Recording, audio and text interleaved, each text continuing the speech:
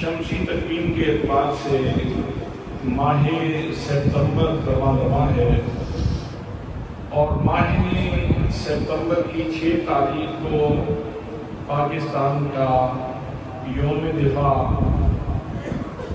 مختلف plate form پہ منایا جاتا ہے۔ خاص طور پہ عساکر پاکستان اس کے لیے خاص اہتمام کرتے ہیں۔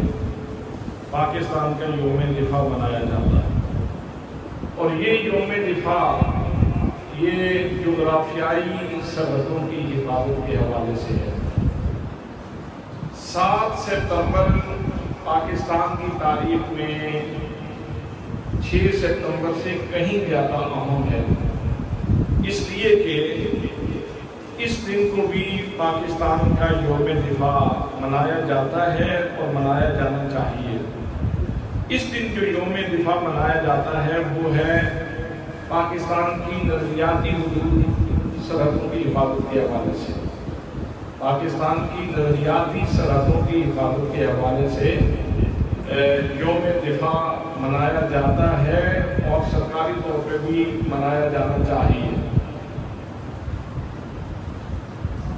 جو انڈیا کے ساتھ آپ کی سرحد ملتی ہے اس کی حفاظت کے حوالے سے، جو افغانستان کے ساتھ آپ کی سرحد ملتی ہے اس کی حفاظت کے حوالے سے، اور جو ایران کے ساتھ آپ کی سرحد ملتی ہے اس کی حفاظت کے حوالے سے آپ 6 ستمبر کو یوم دفاع مناتے ہیں۔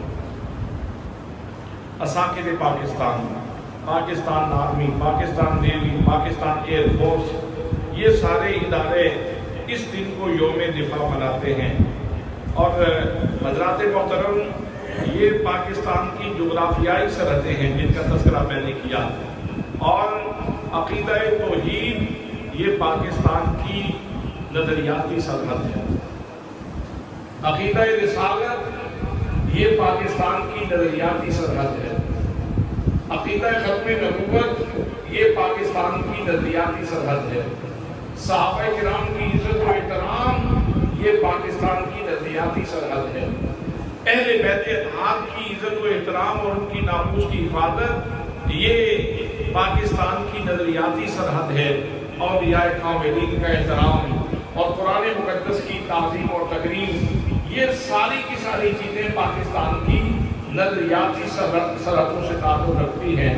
اور آپ جانتے ہیں کہ 7 ستمبر کو اس وطن عزیز پاکستان میں ایسا قانون نافذ ہوا کہ جس میں قادیانیوں کو غیر مسلم اقلیت قرار دیا گیا کہ قادیانی غیر مسلم ہیں، یہ مسجد نہیں بنا سکتے، یہ کلمہ پڑھ کے مسلمانوں کو دھوکہ نہیں دے سکتے، یہ قرآن مقدس کو اپنی کتاب نہیں کہہ سکتے۔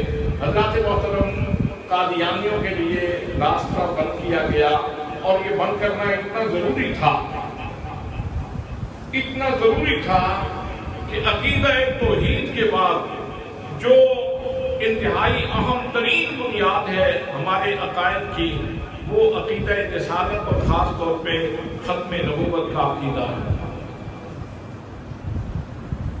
اگر کوئی بندہ سوال کرے اور وہ یہ کہے کہ اگر قادیانیوں کو مسلمان مان لیں، یعنی قادیانیوں کو ٹھیک مان دیا جائے تو پھر کیا ہوتا ہے؟ حضرات، اگر قادیانیوں کو درست مانا جائے تو پھر قرآن مقدس کو غلط کہنا پڑے گا۔